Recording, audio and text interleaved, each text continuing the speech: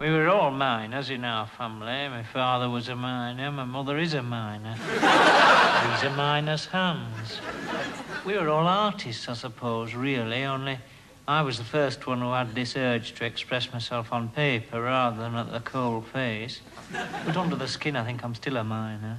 I suppose in a very real sense, I'm a minor writer. Miners are very strong, very tough, but in a way very gentle creatures. Because they're very tough, you see, they can afford to be very gentle. Just as being very gentle, they can also be very tough. It's a vicious circle, really, but with all the viciousness taken out of it. I don't know whether you've ever looked into a miner's eyes for any length of time, because it is the loveliest blue you've ever seen. I think perhaps that's why I live in Ibiza. The blue of the Mediterranean, you see, reminds me of the eyes of these Doncaster miners. I count myself very fortunate that, as a person and as a writer, I've known people of all sizes. I've known some very small people indeed. But I've also known some very tall people. And of course I've known quite a few who came somewhere in between, but knowing in this way people of literally all sizes, I think my attitude is perhaps more liberal and more tolerant than someone who, whether rightly or wrongly, has confined himself to people of his own size. I asked him how success had changed his life. Hardly at all, really.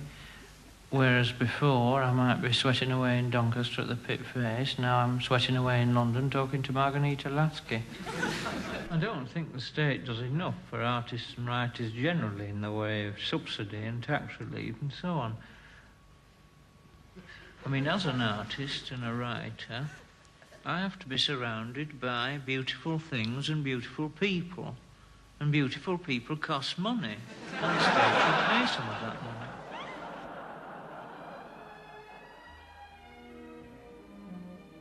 At the moment, I'm working on a novel set entirely in the mind of an ageing cinema usherette during a festival of Anna Neagle films. She's at the crossroads, really, desperately trying to come to terms with herself and the demands of her career. We explore her reverie, which is broken in on occasionally by the film or by the patrons wanting to be shown to their seats.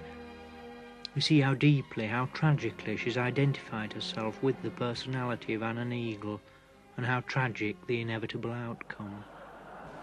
It takes in, en passant, the eternal themes, love, death, birth, some of the less eternal ones, a love-hate relationship with the ice cream girl. If I can sum up, it's everything that Virginia Woolf failed to do, plus the best of Stan Barstow. I asked him who had influenced him the most. 3 people have influenced me more than anyone else. The first was Goethe, the second was Ortega y Gasset. And the third? I can't remember. Sometimes I feel very close to Bridget Brophy.